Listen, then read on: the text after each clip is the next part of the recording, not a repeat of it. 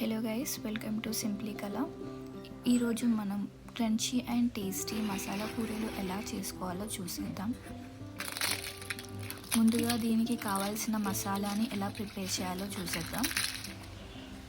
ఇక్కడ నేను 3 లవంగాలు, 1 ఇంచ్ దాల్చిన చెక్క, 1/2 టీ స్పూన్ మిరియాలు, 1/2 టీ స్పూన్ జీలకర్ర, 1/2 టీ స్పూన్ సాజీరా, 1/2 టీ స్పూన్ ధనియాలు తీసుకున్నాను. వీటిని ఒక ఫైన్ పౌడర్ని ప్రిపేర్ చేసుకోవాలి. ఈ విధంగా ఇక్కడ నేను 1 కప్ మైదా పిండి, 1 కప్ శనగపిండి, 1 కప్ గోధుమ పిండి తీసుకున్నాను. ఇందులో మనం ముందుగా ప్రిపేర్ చేసుకున్న మసాలా పౌడర్ని వేసుకోవాలి.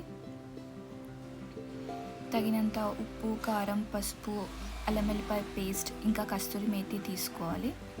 కస్తూరి మేతితో దీనికి ఒక మంచి ఫ్లేవర్ని యాడ్ చేస్తుంది.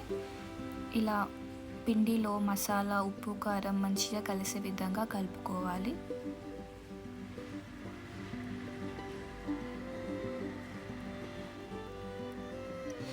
ఒక కడాయిలో 2 టీ స్పూన్స్ ఆయిల్ని హీట్ చేసుకోవాలి.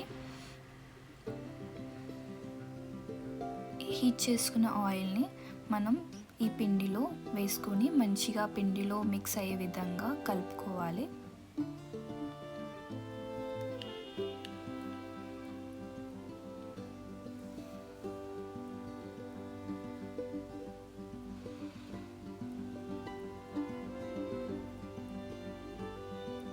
ఇలా చేత్తో పిండిని ఇలా తీసుకుంటే ఇలా ముద్దగా రావాలి. ఇందులో తగినంత వాటర్ని పోసుకొని పిండిని ఒక ముద్దగా ప్రిపేర్ చేసుకోవాలి.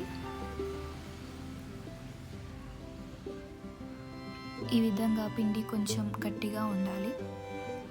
చిన్న చిన్న ఉండలు చేసుకొని ఉండల్ని ఇలా రౌండ్ షేప్లో చేసుకోవాలి.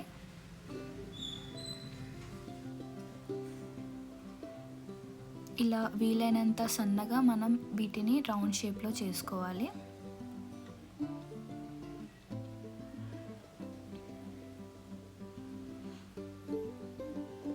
ఇలా మిగతా వాటిని కూడా రౌండ్గా ప్రిపేర్ చేసుకొని ఒక కడాయిలో డీప్ ఫ్రైకి సరిపడా ఆయిల్ని వేసుకొని మనం ముందుగా ప్రిపేర్ చేసుకున్న పూరీల్ని డీప్ ఫ్రై చేసుకోవాలి.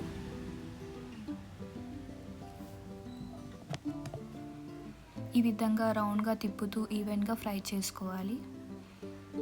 ఇలా మరోవైపు కూడా టర్న్ చేసుకొని ఈవెన్గా ఫ్రై చేసుకోవాలి.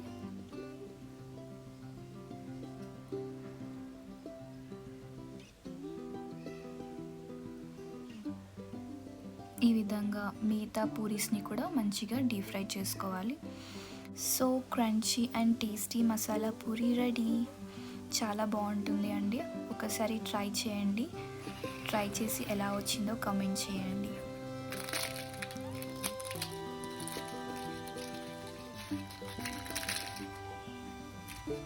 Thank you for watching.